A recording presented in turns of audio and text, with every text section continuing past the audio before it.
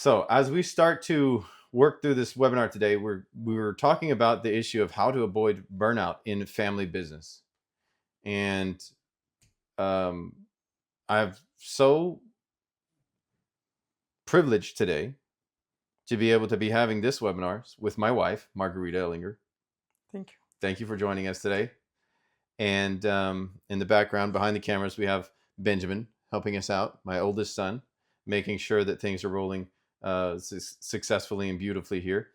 And as we go through this webinar today, we're talking about the issue of how to avoid burnout in family business. So, to set up the framework for the conversation, we have to go through a few really important points because this is about how to avoid burnout in family business. And the reason I brought Maggie on today, and I just asked her if she would attend this webinar. So, everybody who's watching, you got to know that you're super, super lucky that Maggie got onto the webinar today with us because it's very rare when she actually has the time to do this, and when she actually can prepare, help me get all the cameras and stuff set up, get the lighting set up, and look over the information for the webinar, and then actually participate. So this is all actually quite an ordeal, and it's quite a privilege that we're able to have Maggie with us today.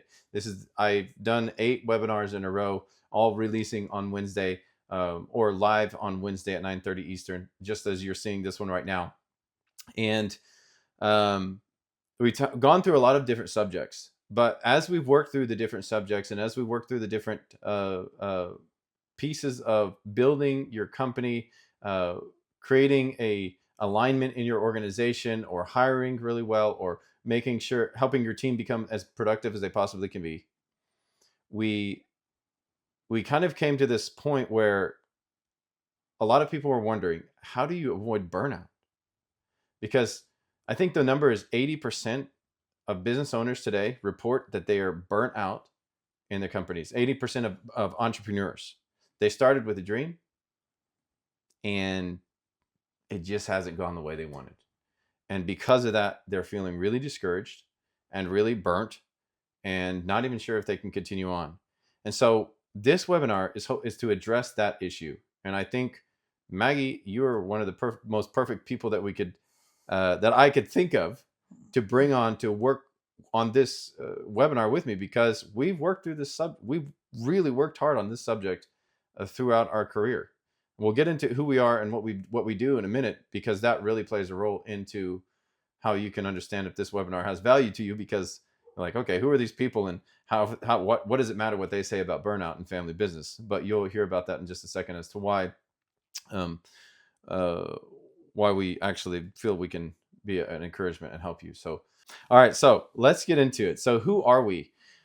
First of all, Maggie and I, we're Christians. We love Jesus. We're people of faith. We're happily married for 16 years, right?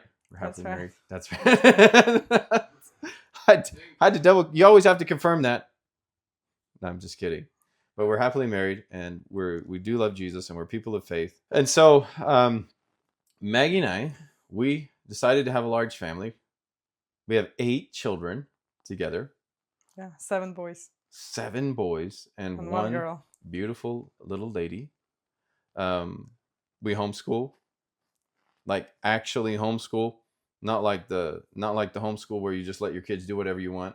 We actually have curriculums. They work hard each and every day doing the tasks and subjects, and Maggie's the main teacher of all of these, or facilitator and teacher at different times of the different programs that we're using, going through the course selection every single year and making sure that all of our kids are staying on course, getting their grades, and getting their homework turned in, and getting their new subjects, and focusing on their specialties. Like, we actually do the full-blown homeschool program in our house, and Maggie, you spearhead that, Yes. and it takes a lot of work. And what do we do? Okay, so this is kind of this is why this is kind of how gives the webinar any weight. Okay, so I've been an entrepreneur for 20 plus years. My wife and I, Maggie, we've been working together in entrepreneurship for the last 16 plus years by now, right? That's because right. you had Taika Translation, you had Taika Blessy before we started Taika Translations, right? And when we got married, Maggie was doing that section of our business. We're co-founders of Taika Translations, which is a multi-million-dollar language and digital services company. Well, I think it's a cool just to go a little bit back into our roots and just tell some of the other things we did before Taika. I think it might be interesting, like if you're younger than us. I mean, we're not that old, but okay, we're like I'm already. 38. Yeah, so we are 38. We are Actually, we're 38. both 38. So, if you go back, I don't know, do you want to tell anything about what you did when you were a kid, teenager? Well, yeah. I mean, I was homeschooled when I was a kid, and growing up, I my brother and I we started a landscaping business, and so that was like 5 years of my life before I got into the U.S. Air Force, and then so that 5 years of entrepreneurial experience before even getting into the professional workforce, that was kind of my upbringing, my raising, my like like first acquaintance with entrepreneurship altogether. And so we got a lot of training. My dad was a hardcore hard worker. He that's the one thing he taught me, was to work and work really hard. That's something I wanted to talk about a little bit later. But um, my dad was very, very hard worker. He taught me to work hard. Uh, and I come from a long line of people who can work hard basically with no reason behind the work, or not getting in any better status. And they just worked hard to live. And what I quickly found out in my work is that's not the way I wanted to live. That's actually not, that's not how I wanted to live my life. And so we'll talk about that a little bit later. But anyways, but yeah. So growing up, that's what I did. So what did you do before So, university? yeah, if we compare our backgrounds, it's like super different. Of course, I'm European from a post-Soviet country. So we didn't have these opportunities to like go mow the grass or, like babysit as easily as it would be in the US. So what did I do? I would just get whatever random strangest jobs I could find. So like one of my jobs as a teenager, I was taking part in like social surveys. So one of the surveys was ordered by a beer company. So we actually need to go to a supermarket and we just need to ask people, like, watch what kind of beers they are selecting and ask them questions like why, and how can the brand that we're representing, how can they improve, and all kind of stuff. It was just so funny because we're from Christian family. Obviously, we do not drink beer at all. I had no idea about any of these brands, but I was just there like a super expert on all those brands and all those selections, and people ask me for recommendations. So that was just kind of like a funny job. So I had all kind of like these different small jobs that I did before or during the university. I worked already like part time. I was just like a classic European, with a university degree, and parallel had a job in a big corporation. And then I guess we can talk a little bit. What did we do when we first got married? Those couple of years were in Germany, stationed in Ramstein, and we did all kind of just small on the side um, hassles and little jobs we could find. So when we saw our peers that they were in the same rank as Jason was, their same size family as we had, and they were like, well, we don't have enough money, like we cannot make it to the end of the month because, of course, military is not like the highest paycheck you can get. We got out of the military and we saved a good amount of money just because we were never in debt. Of course, we were saving some money and we're just doing all kind of small jobs. Like, one of the memories that we still keep this tradition right now is that on Valentine's Day we would I would mainly make it, and then we would deliver it with Jason. Like, we would make tiramisus and some other stuff, and we would deliver to people on Valentine's Day because we started talking on the 15th of February, so we have celebrated that for years now. So Yeah. that's a special tradition and just kind of some small memories from those years. Yeah. And so yeah, so that leading up till now. So now what we do, we've been in entrepreneurial work for 20 plus years, with a 5 year military stint squeezed in between all of that, between when I left my family in Texas, and I got started Taika Translations, and so I'm the CEO of Taika Translations, and Maggie is the chief project officer for our organization. And we have two companies. One is called Taika Translations. You can see this company at taikatranslations.com. And we're a digital services company where we provide language services, interpretation services, and digital services. And then we have TVP Team, which is our consulting human resources and international in-country agency company. And these two companies are what we operate today. All right, so with that, I want to talk a little bit about why we do this work. And this is important because we're setting up a framework for the further, for the next part of the webinar, which we're getting to the point where how do you avoid burnout? But this is really important because without hearing about this stuff, it will be really hard to explain how to actually create that non-burnout type environment or scenario or reality for you and your business. And so why we exist. So we very early on had to decide why we exist. And we already talked about some of the things we believe, and that's, being a Christians, homeschool a family, entrepreneurial ideology, wanting to have that self kind of built self-reliant income type of life. But we really had to sit down and clearly explain to ourselves why we do this. And we said, okay, we wanted to do it to be wealthy, but not just in a financial way. We wanted to be wealthy spiritually, mentally, and financially, a whole person concept. We said we wanted to be able to work near our loved ones. So we operate our multi-million-dollar business from our home, right? We said this is the life we want to have. We want to be able to operate our company from our home offices and demonstrate our Christianity in our work. That's why we do this, and provide hope by showing winning is possible and teaching people how to do it. And that's kind of that's where this video actually falls into that whole mix. So the reason we started with this is to weather the storms. And this is kind of what I want you to talk about this with me a little bit, Maggie.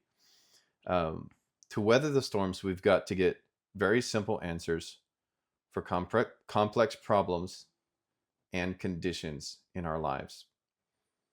So if we're going to weather the storms, we have to be very clear on why we're doing this stuff, right? I mean, Absolutely. what is your idea? What is your experience? What were you thinking as we started to establish like why we do this work way back then? Because this was already at this point, that was Over 10 years ago. almost, it's 11 plus years. So when we really sat down, so we had already been married for 5 years, and we sat down and we had this kind of moment in our life where everything fell apart. I just got out of the military. I'd spent a year working in another company. I actually got fired from a company, and because internal politics were terrible, and some was my fault, some was their fault. I'll definitely take some of the blame on that. And we got the house that we had just built got taken away. We built it on somebody else's land, and with all the money that we saved for the last 5 years of our lives, and it got taken away because we both took the blame for that. We've gone through that many times. We chose stupid. We were just dumb.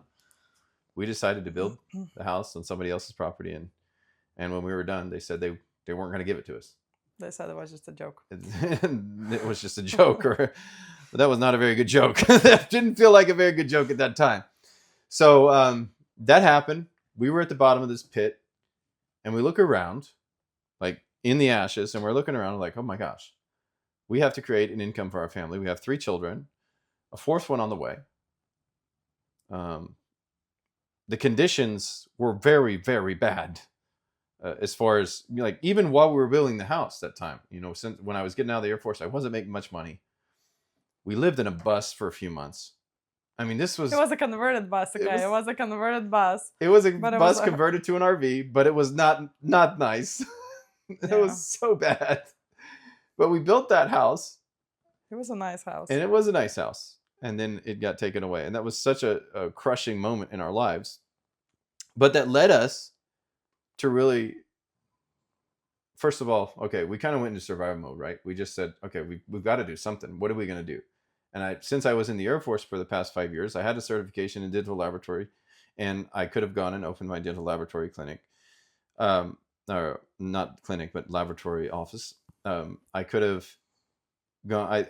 I toyed with going into surveying because I like to be outside doing, working with my hands and just being active, kind of living an active lifestyle. But I didn't have any experience, right?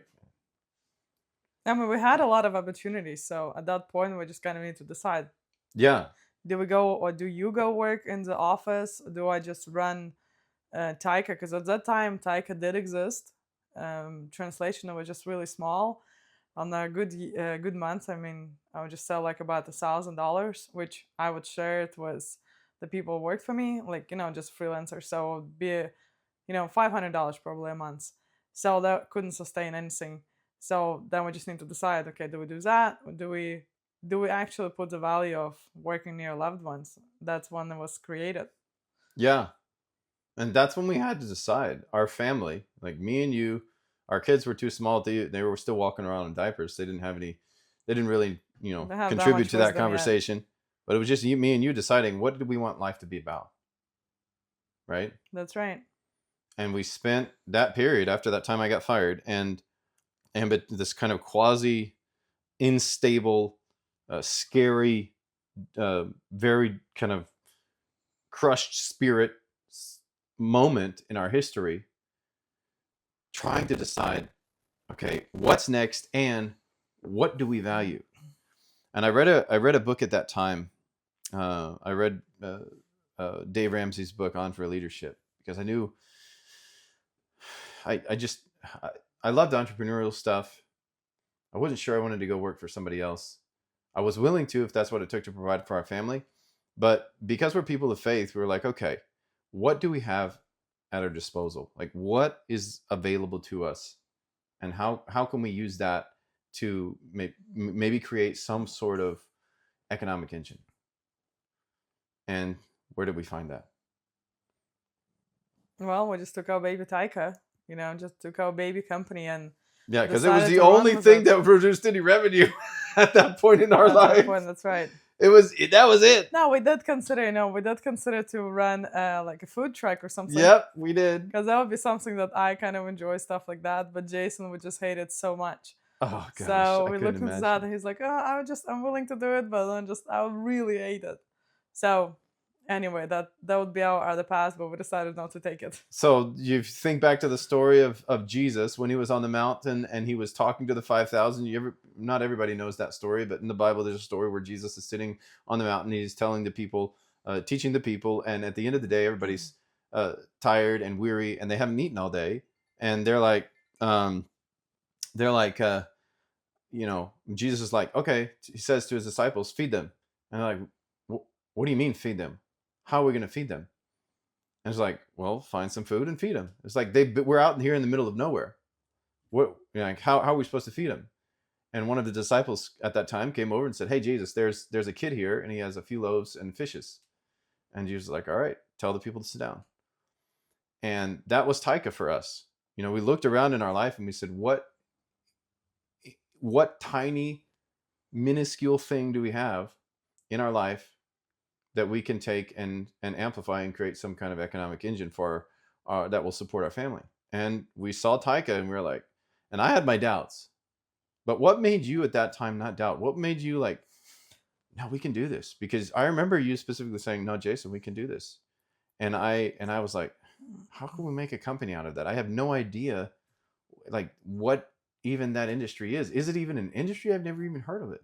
At that time, that was how I mean, I had heard of it because I knew you were translating some stuff and kind of doing some freelance work for those past 5 years. And I'd heard about the project you did once in a while, and you'd have to go, work for 2 or 3 hours and stuff. And that was, that's all I knew. But how did you know at that time that there was a real opportunity there?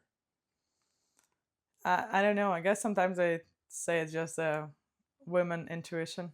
Yeah, I guess Maybe so. that because like if you just take the differences between the two of us, you're like the great thinker on like why is stuff happening, and like, and I'm just, I my attitude towards life is way lighter, I guess.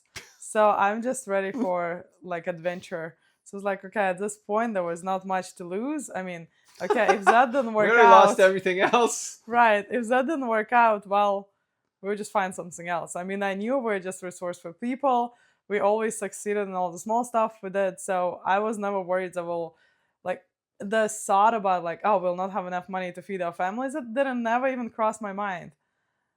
That was the singular thing that crossed my mind every single day. At that time, I was like, how the heck are we going to feed our family with this? But that didn't even cross your mind, huh? Well, it did cross my mind, and that was a big concern. And I was just like, oh my gosh, how are we going to do this? How are we going to do this? How are we going to do this? And and and I had a strong financial background at that time. I had been working and teaching finance for the past to military personnel and to colleagues and just friends, um, and at my local church, and I had that part of it, and I had developed a lot of leadership skills. And going in the Air Force, that really helped me develop some of that leadership capability. And then I was like, okay, well, we have this little basket of fishes and bread, and we've got a lot of hope and dreams and fire. So let's invest every ounce of everything that we've got into this and see if we can make it work. And that was back in 2014, That's right. the end of 2014. And we decided, all right, we're going to take a step into the darkness and place our hand in the hand of God. Just like that beautiful poet says, he says, I said to the keeper of the year, give me a light so I can go out into the darkness. And the keeper of the year said to me, no, I'm not going to give you a light, but step out into the darkness and put your hand into the hand of God, for that shall be better to you than the light and safer than what you know. And I'm paraphrasing, but that poem really is kind of like a theme for our life, because it seems like That's we're right. always stepping out into the darkness and placing our hand into the hand of God, and hoping that by living on the principles of the Bible and kind of trying to apply those things in every area of our life, that over time uh, we would also be blessed by God's blessing, and hopefully be able to grow those, be able to grow the amount of fishes that we had and little bread basket of fishes and bread until we got a bigger one. And by doing that, we started We to did. make the basket bigger, multiply the baskets. Yeah, but if you just go back and remember those first days when we're like, okay, we're just starting it right now, and I had those small orders like coming in, like every day, pretty much, just something small would come in. And as we just said that, okay, now we're starting it. This is like the first day that we're officially starting it. It was just silence. Mm-hmm. It was just radio silence for days. It Yeah, was I think it was nothing. 9 days, 9 full days of complete silence. Nothing. Not a single tiny order, not a $10 order, nothing. Yeah. And we and that was like we're sweating bullets at that space. I was sweating bullets anyways. I don't know. How did you feel? No, I guess, I don't know. I can't even remember. At this point, I guess You're it just wasn't praying. so. We were just Yes, I praying. guess it wasn't like the most amazing feeling, like, because We had just just sitting there so anxious to see that email come in. A lot of work is just coming in the email, so just checking and checking, reloading that, that account, and it just didn't come in.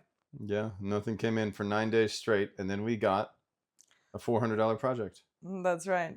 I remember that from one of our clients in Asia, and they sent us a $400 project, Yeah. and it started a series of many other projects.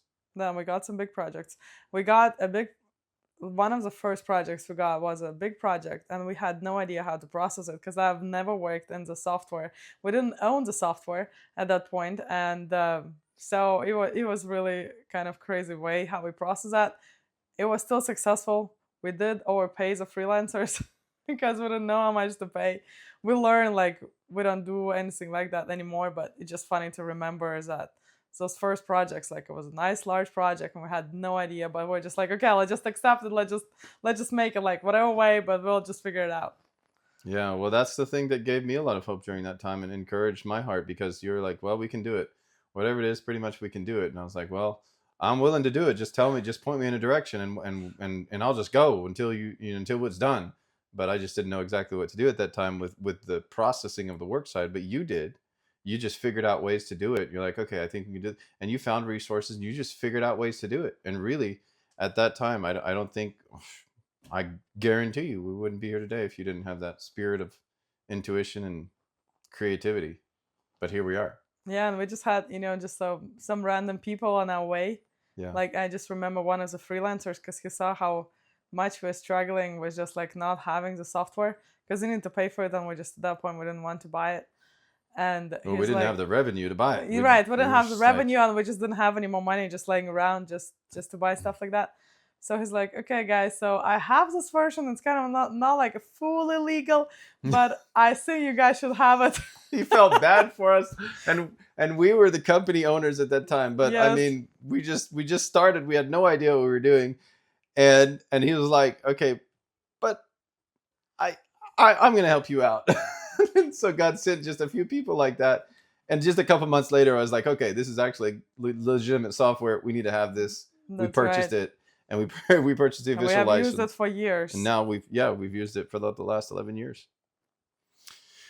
Upgrading it obviously along the way. Um,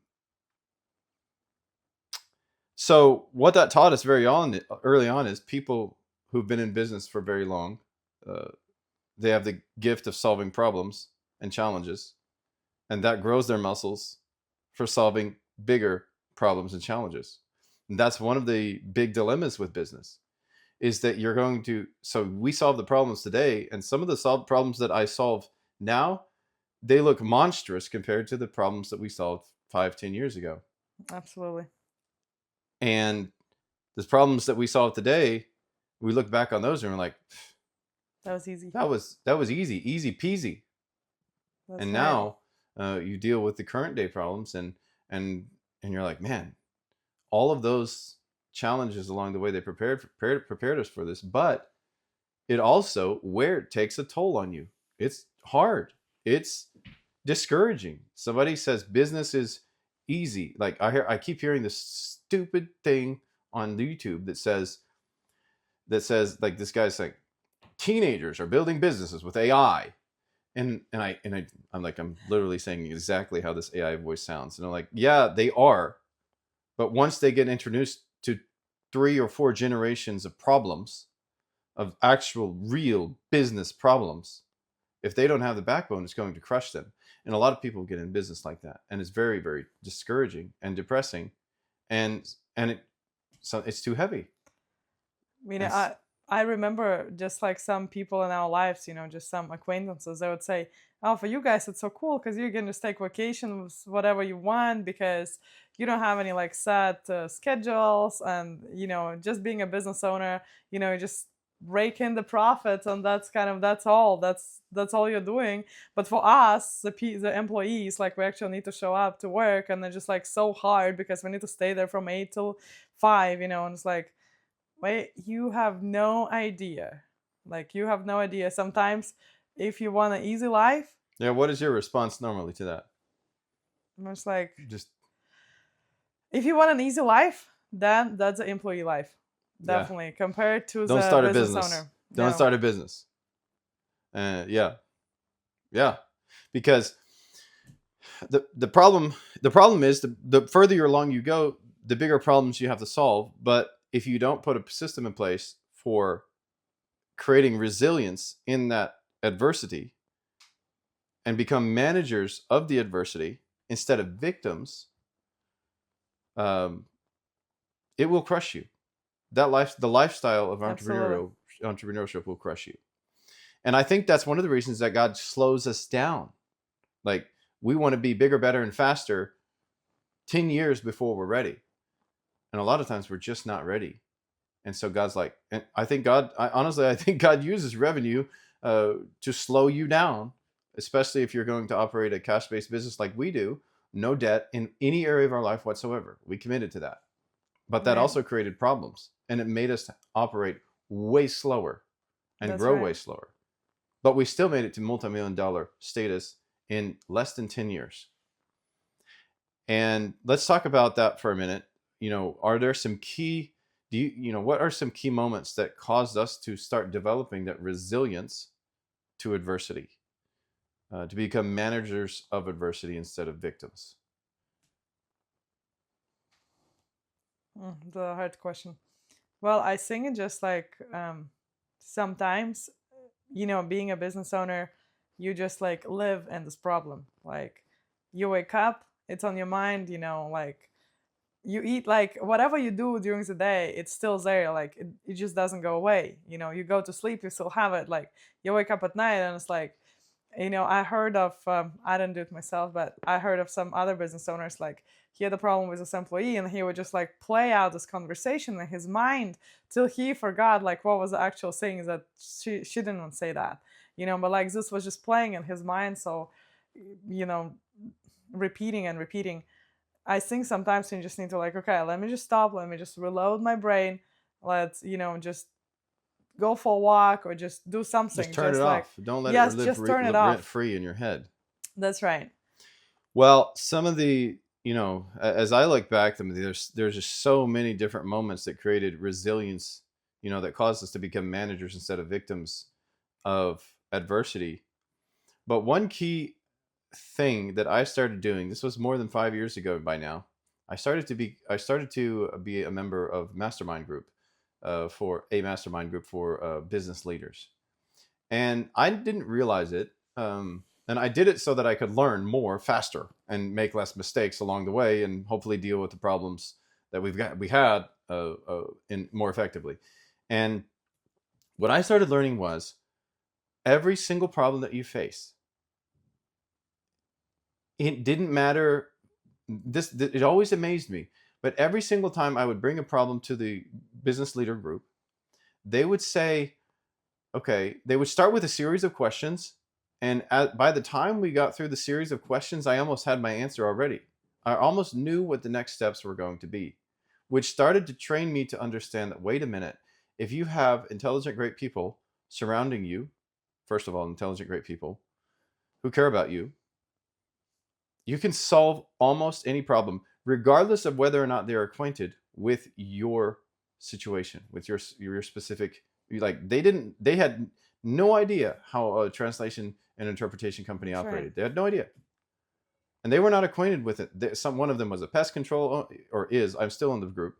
One of them owns a plumbing company, a construction company, a technology company.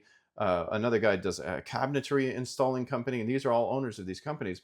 Well, they met together, but we meet together twice per month, and it taught me that in order to deal with challenges and get above your problems, that first of all you have to believe that it's possible.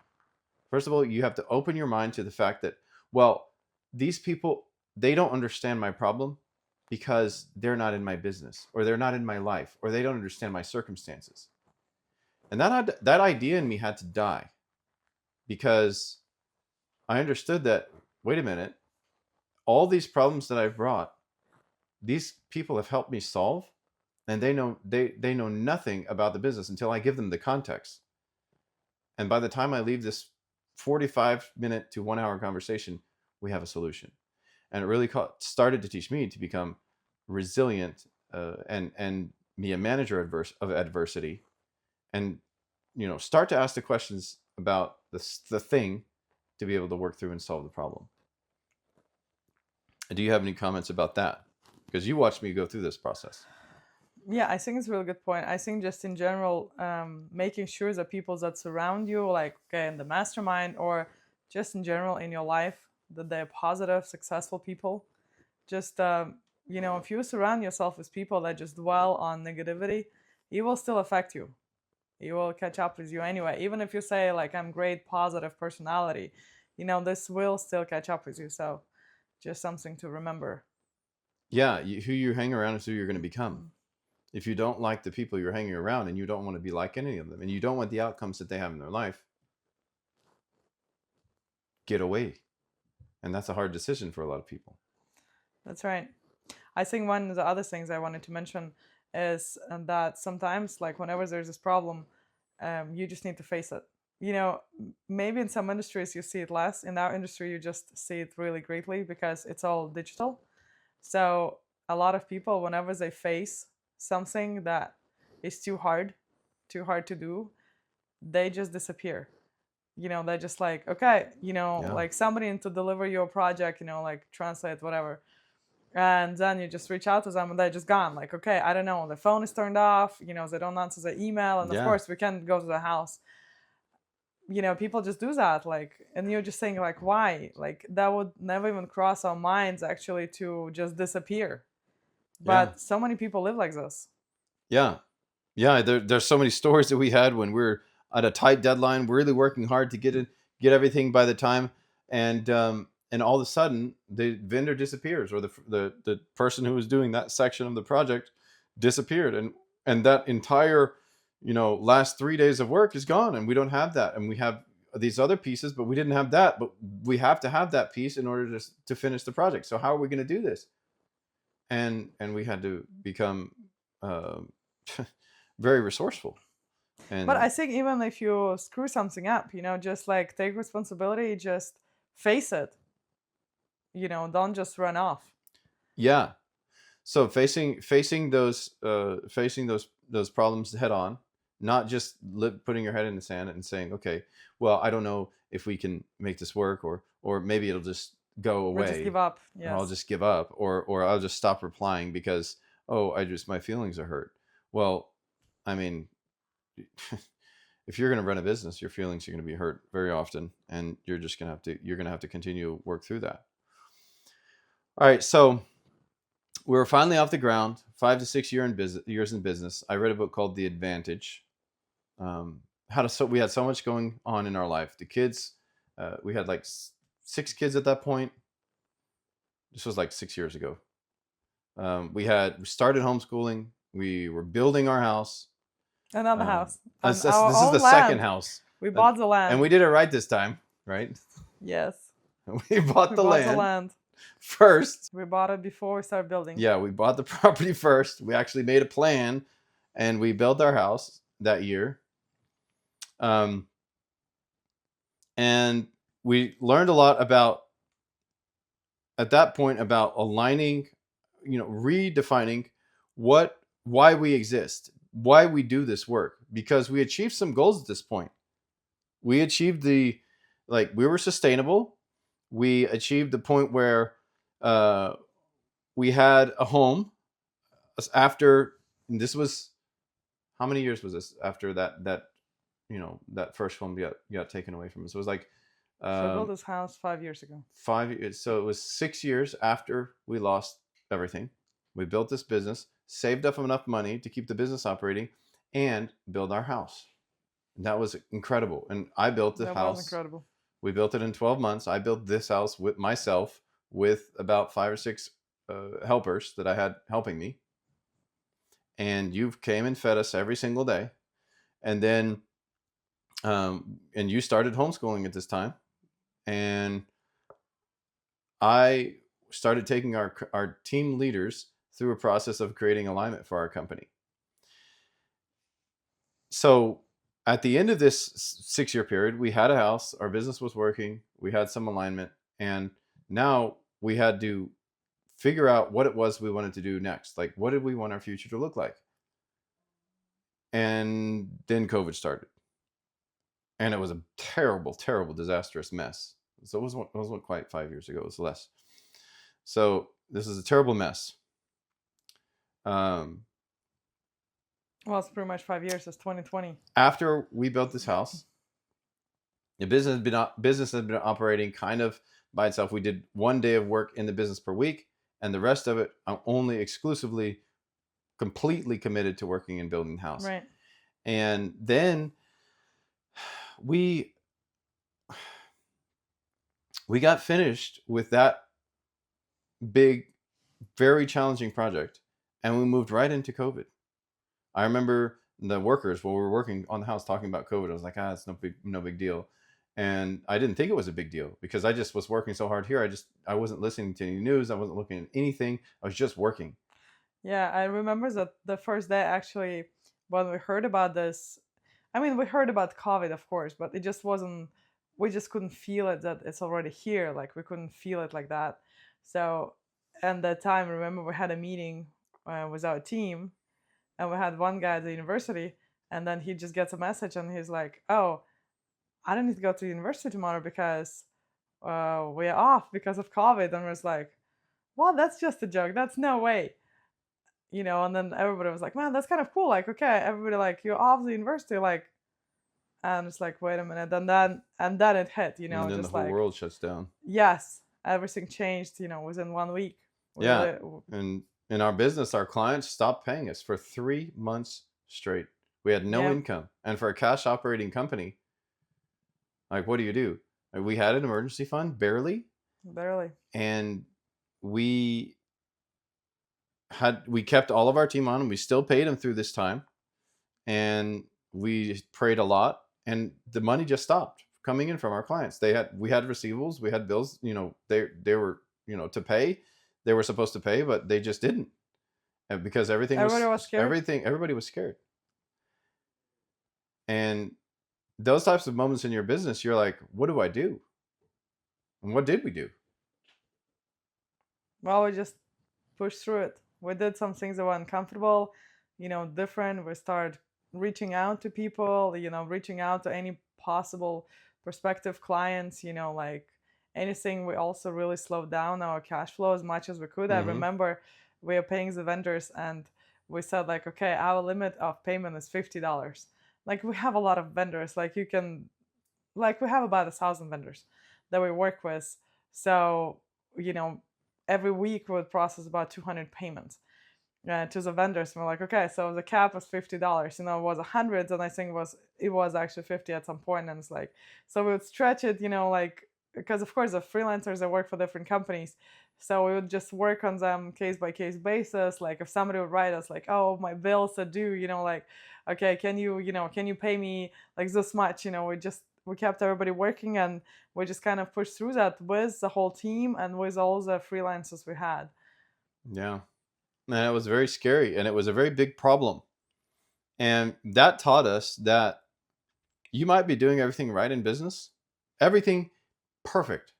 You might be aligned with your leadership team. You might be practicing good financial principles. You might be doing good marketing. You might be delivering an exceptional product. And still, a hurricane will rip through your business. That's right. And if you're not prepared, if you're not ready to work through and survive that, and have the mechanisms personally inside to survive that, you will not. Venya, stop making noise. You will not survive. And so, all right. So now I've outlined a few things here, and you could kind of tell me if you agree or disagree. But the actual process of not burning out, and I've made 5 points here, and you can, as we talk through them, I think that this is the answer.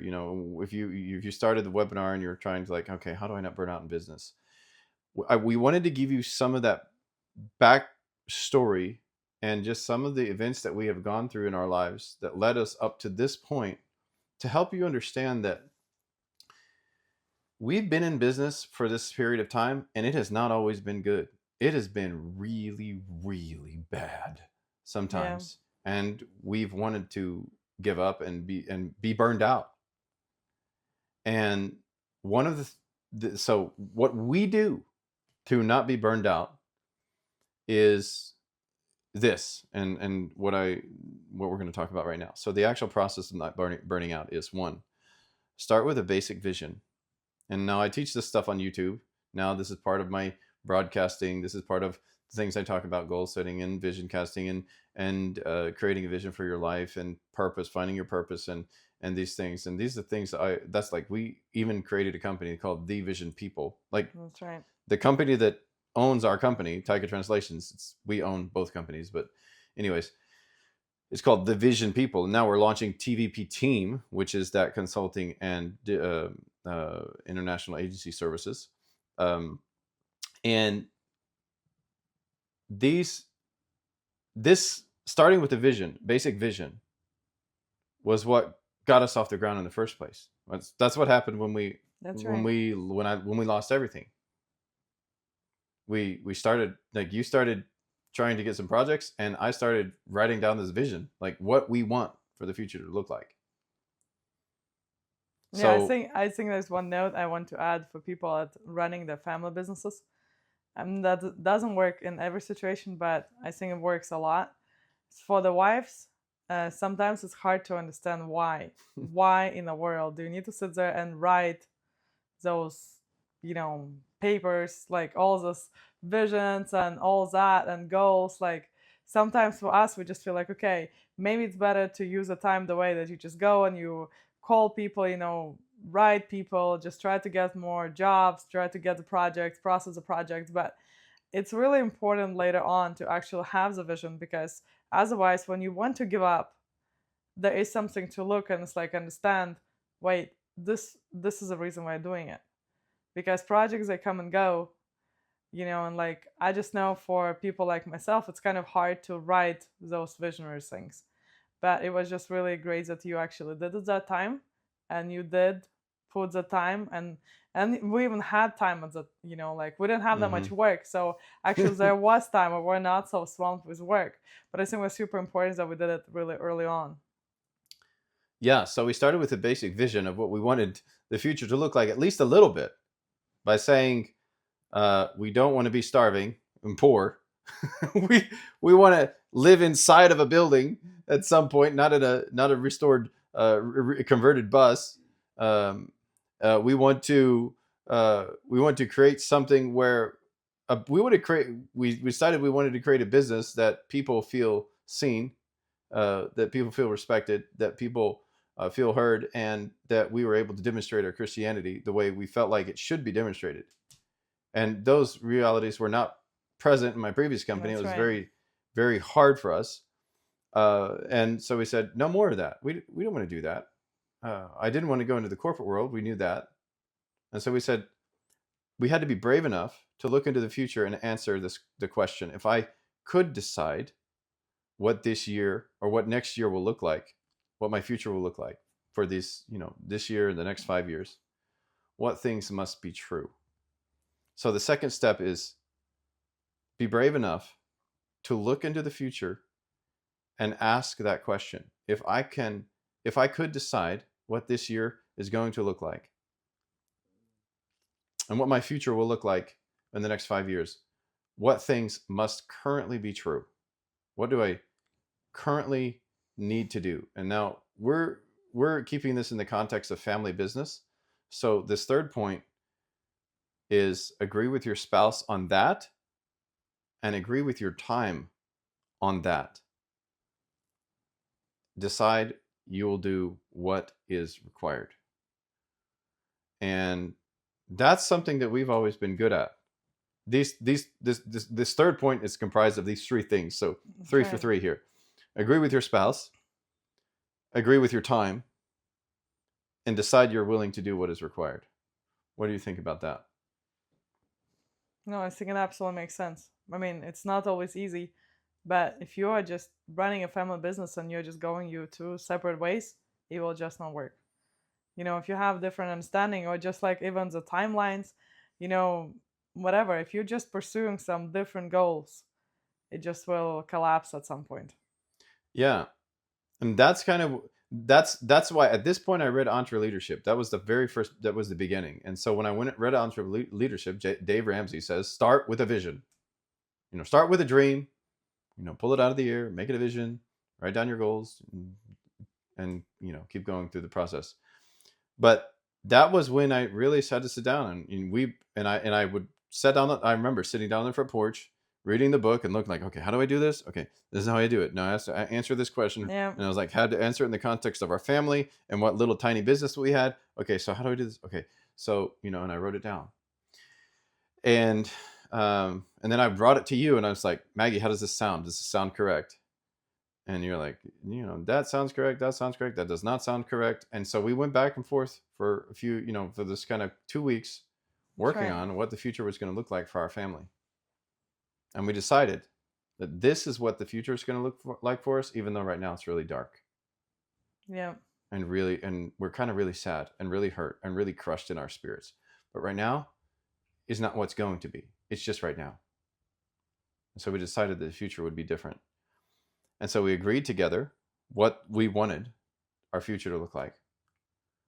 And then we agreed on how our time must be spent in order to make that a reality. And there was no partiality there. If you asked me, if you said, oh, I found out that we need to do this, I just did it. And like vice versa. When a project came in, you processed all of the project and I was the quality assurance. And I also dealt with any problems. That was my 2 big responsibilities. Make sure the product was good and deal with any problems, like angry people. Yeah. That was my 2 big things at the very, very beginning. And that's not a dream come true, but that's what was required. Absolutely. And so I did it. Whether or not it was my passion, that was what was required. So that's what I had to do. And you did what I remember the first projects that we did, and we were up. We would get up at 2 a.m. and start working because our client was in a different time zone. That's that specific one. That's right. We sure got those clients from Asia. Yeah, and what did we? And you didn't say, well, I'm not going to do it because I don't want to work in a different time zone. You didn't do that. Yeah, well, that we didn't have a choice. We didn't have a choice. If we wanted our business to work, and if this was the future we were going to create, we didn't have a choice. We said, this is what's required. You and I agreed that this must be done, and we committed the time that we had to that. We agreed with our time, the time that we had every day, and it didn't matter day or night, whatever time that was. Yeah, it was hard days. And we just did what was required. And then take your current resources, no matter how meager, how small they might be, and you just start with that and be unified. And don't start until you're unified. This is the 4th point. So I think the whole theme of this in family business is be unified. Absolutely. You cannot run your business or hope to possibly win if you and your spouse are not on the same page. And it goes both ways. Me on your same page and you're on my same page. There's one page and we're on it. That's right. Right? And it wasn't me forcing you to be on my page or you forcing me to be on your page. We just agreed on a path that we were going to go on. We just agreed on the page. That's right. We agreed what page we were going to write. That's right. And that was that's like probably the most important thing for helping you not to burn out. Be unified, agree what page you're going to be on, and start writing the page together. You look at that page together, and there's no partiality. It's like, oh, well, I don't want to do this. I don't want to do that. Like, what am I best at? And where does it fit on this page? Okay, well, neither one of us are great at it, but I'm slightly better at it than you are. So that's my job. And you just volunteer and get after it. Okay, take your current resources, no matter how meager they may be, and start with it. Be unified, and don't start till you're unified. I know I just said that, but is there anything else that you'd like to say around this point? No, I think just if you even look around your surrounding, just check on some businesses, a family business that or maybe it's not a family business, but maybe not both husband and wife run it, but maybe just like the husband runs a business and the wife is just watching the kids or whatever they decided. But you will see the examples of those great companies that are running together, they're unified, and then you will see the companies where one of the spouses is just like a brake. It's constantly pulling everything back, so we know the companies like this now, just from like we can see that the husband is really trying. He has a dream, he has a vision, maybe himself, And the wife, even though she says like, yeah, this is great vision, like I will follow you, to the end of the earth with this, but in real she's completely not on the same page. She sees this completely different way, and they will never succeed. Like, hopefully it doesn't end up in divorce, but like it will definitely end up in the business crashing. Well, what happens whenever for example, you've seen me read so many different books, and you're not a big business book reader, but even though you love reading different kind of books, but not business books, but that's what I read. When I bring a new, like, the Working Genius is something I brought to our team recently. Right. What is your response to that? What is how when I say, "Hey Maggie, I've learned from this new business consultant about this area." How do you First of all, how do you feel about it? Okay, if it's something new, like, so at first I might be a little bit skeptical. That's just my normal thing, maybe because I'm European. So at first I'll be a little bit skeptical, but then I'll just think about it as like, okay, well, actually, the geniuses, that's great. I don't know if you guys haven't tried it, like just do the test and just find out who you are. I think it's really interesting because you have that strengths in your life, and maybe you just don't see the strengths. Maybe sometimes it's even frustrating because, like, for me, I'm the idea person, so I always had ideas, and I just always have like a ton of ideas, and a lot of these ideas will not work. But it just my brain always generates just whatever ideas. So that's kind of cool that I'm a match of Patrick Lencioni himself. So I guess that's why I really like the book, because I just really match him. But yeah, anyway, so sometimes you can be skeptical at first. Like, it's not that you need to agree with your spouse, 100%. Like, it doesn't matter, like, okay, not about the spouse, but, if sometimes the kids do that, like, oh, I like the song. And then it's like, oh, wait, mom, do we like the song? Like, okay, not like that, just don't agree without using any brain. Just it still goes through your own filter, but you just kind of like just think about it, just don't say like no completely and just kill it from the beginning. If it's like a new idea, okay, if it's something from the book, maybe just some kind of new process, just think about it, and I think that you will just anyway come to your version that will work for your family. So you never felt like, whenever I learned something and brought it to the table, you're not like, oh my gosh, he's trying to force some kind of new philosophy on me of how to operate a business, and thinks I'm dumb, or thinks I'm kind of somehow not as professional or not as capable. Like, Yeah, what was, how have, I think that's you been my just experience anyways. I think you just I mean, do you feel like I'm just like No, feel like that? no, no. I think you just need to be willing to learn and to adjust your ways, and definitely don't think that you're just the smartest person on the planet, like, and there's absolutely nobody who can give you advice or who can make your business better. Like, we have seen that a lot too. People just think like, okay, I've run this business for 2 years and I'm just absolute best, whoever, Yeah. handyman in the world. Well, no, you're not. There are people you can learn from. You can definitely improve. You can scale it. Some people will never scale their business just because they don't want to learn. Yeah. So the last point I have, point number 5 on actual process of not burning out, is follow up with your spouse and drive to agreement daily. I mean, daily, drive to agreement on how we're going to spend our time, on how we will agree with what the plan is that we created, that we have agreed to.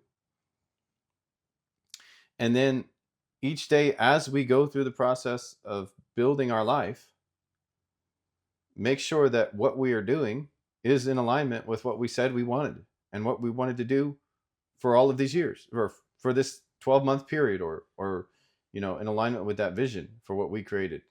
So create a vision, align each other, agree on the page, and then agree daily. And I think that's maybe sometimes the hardest part, because that's where you're just putting a, like, you have those hourglasses and you turn it over and it's just like one grain. It feels like 2 or 3 grains That's right. falling and then over time it's full. You look back and it's like, oh, it's actually all the way full. But at first you flip it over and it's just tiny, tiny, tiny, tiny. And just kind of always, that's kind of always a visual for me for like how the days go. But you have to align daily around the tasks that you said you were going to do, and do them in the direction that you said you were going to go, and just do it consistently. And whether that means so this was a point for us. We said once per quarter we want to go do something. We want to go somewhere and do something somewhere. That was kind of from your side. I'm like, I can just work all the time because that's where I come from. We already talked about that. I could just work endlessly, mindlessly for no purpose whatsoever, and just keep going. But Right. we realized that that's not the life we wanted to live, so we actually created a meaningful vision. And then you're like, okay, so I don't really want to just work all the time. I would like to do To some create special. memories. I would like to create some memories. And I'm like, create memories?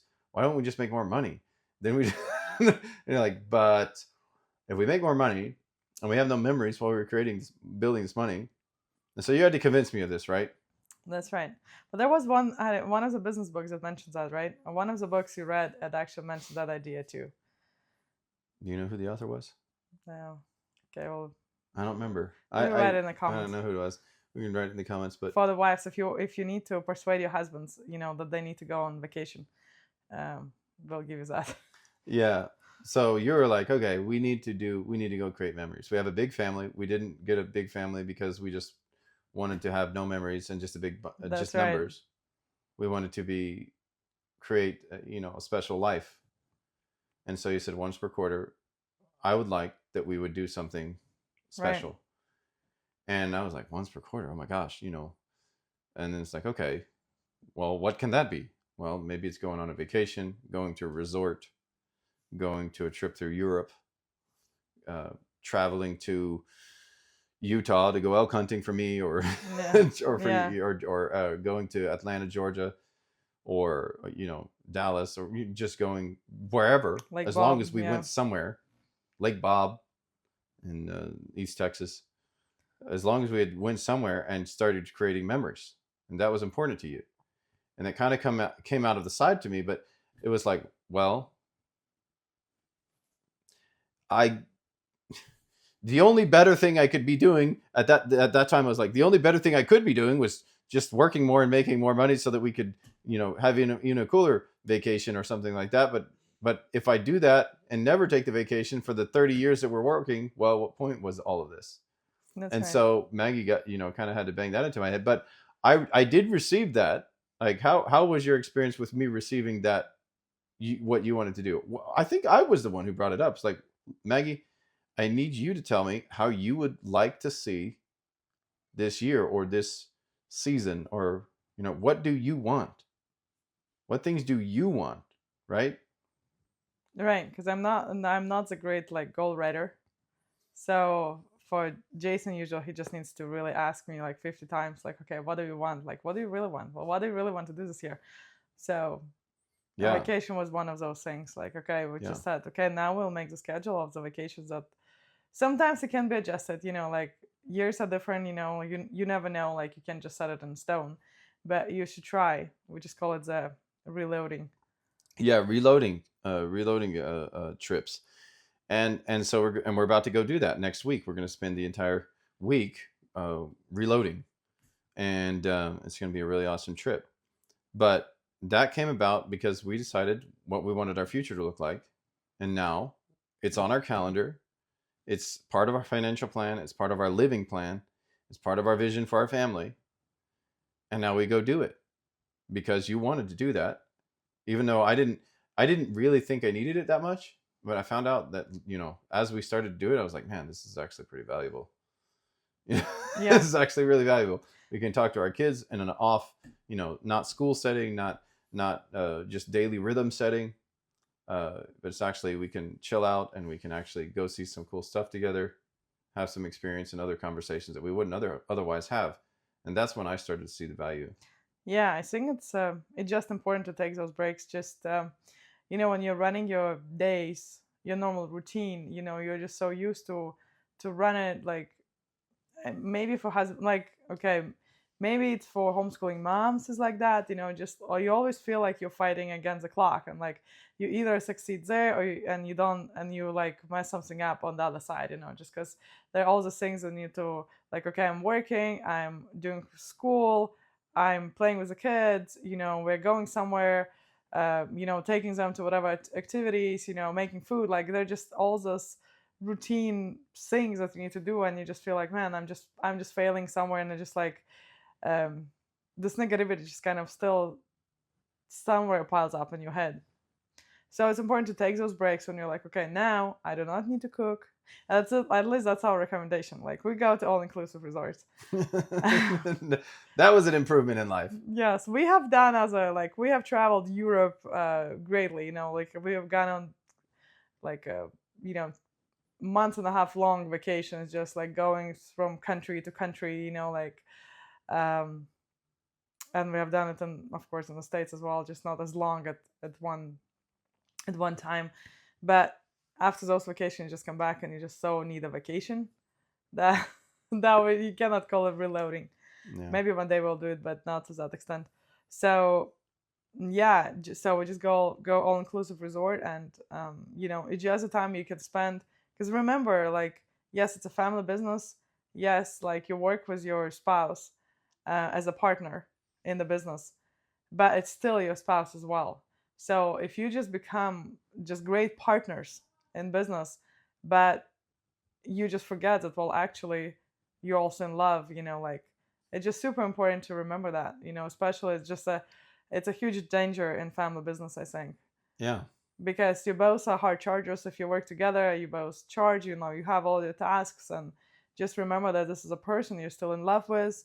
You still just want to talk about just normal stuff, you know, it's just not all about the projects, you know, all about, you know, somebody messed up, a team member, a client, you know, like, it's just also about your life. And you know, so then later in life, when maybe something's gone, or like if your kids are gone, or like your business is sold, that you're not in the house with a stranger, you know, you just need to keep the relationship and maintain it. And you create those memories, so later you can just go back, you know, and just like, oh, that was a great thing, you know, you did. And you know, that was a great conversation we had 25 years ago, you know, just something like that. So I think it's just an Yeah. important part of life.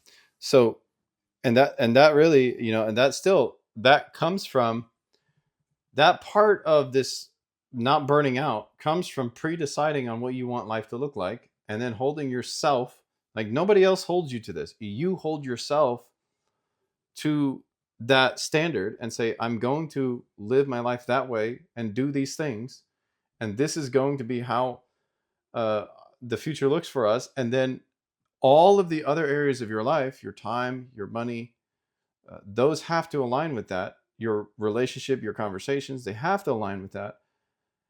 And those things have to come to life. So like when you get to that quarter, and that period of that quarter where you're supposed to go, you go.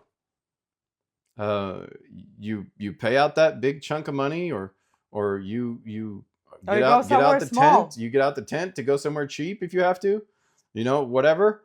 And then you go do that, and you go create the memories, and then you come back and you keep working, and then you keep that unity in your home, that we are in this journey of this business together, and we are achieving what we want to achieve, both at home and in our business. That's right. And that's how we keep from burning out. I mean, Yeah. we've been doing business type entrepreneurial work together for 16 years, and I've been doing this for 20 years with that Air Force stint in between. And if you don't know where you're going and what you want, and you're not actively participating in doing what you want to do, and answering that question, because so many people are afraid of that question for some reason. Maybe they think it's selfish or something. But if you don't decide what you want, then who's going to decide? That's right. Time will decide against you, and it will not be what you want. And when I really started understanding that, it's like, okay, when we have to, you know, decide where we're going to go and how much this is going to cost, and set aside the money for that, well, then we do that, Yeah, and that's okay. just like that old phrase, you know, when you aim at nothing, you'll hit it all the time. Yeah, aim at nothing and you hit it every time. So the way I guess maybe for a lot of people, that's the thing, is that they don't ask each other in their family, what do you want? What do we like? Spouse asks the husband, husband asks the spouse asks the husband asks the wife asks the husband, like, what do you want? And then talk about it, and not in a way that's like judgmental, but actually inquisitive. What do you want?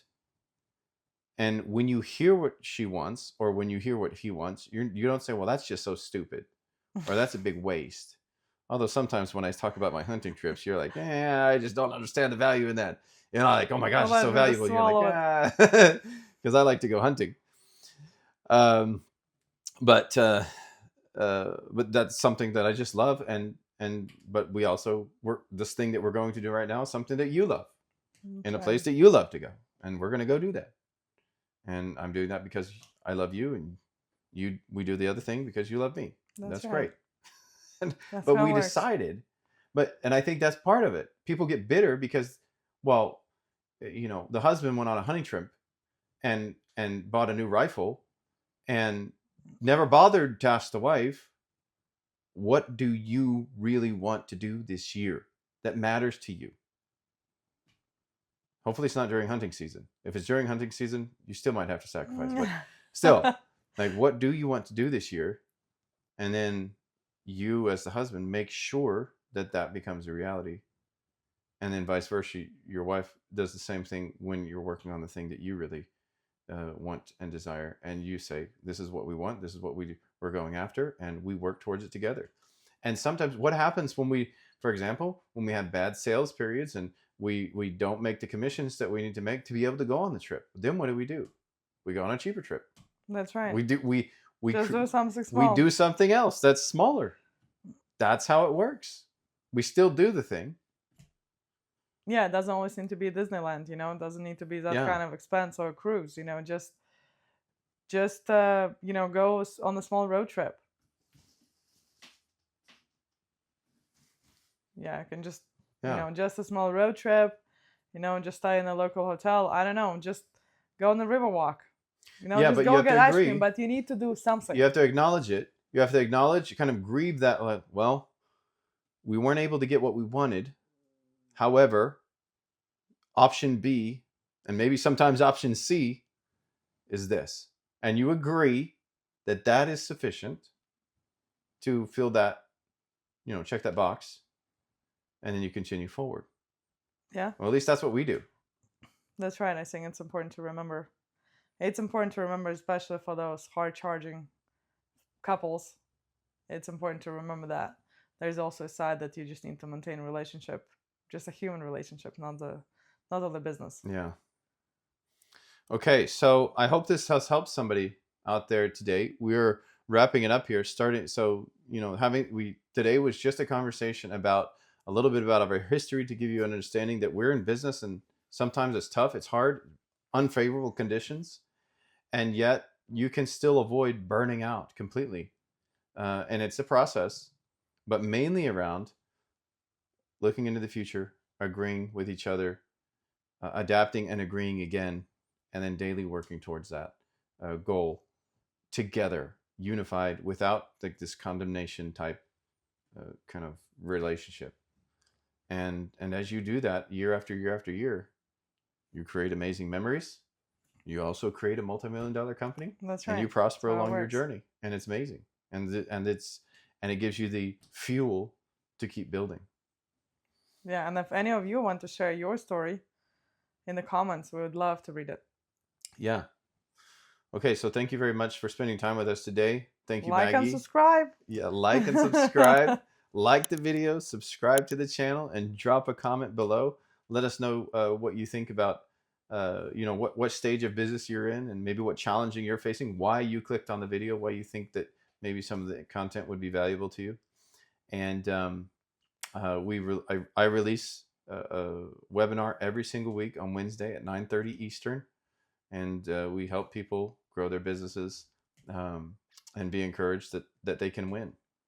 And that's what we're all about doing in our family, in our business. And so we wish the same to you. We wish you great success in your life, And in your great memories. business, and great memories as you build your incredible organization, and put the principles in place to cause you to prosper over time. Bye, guys.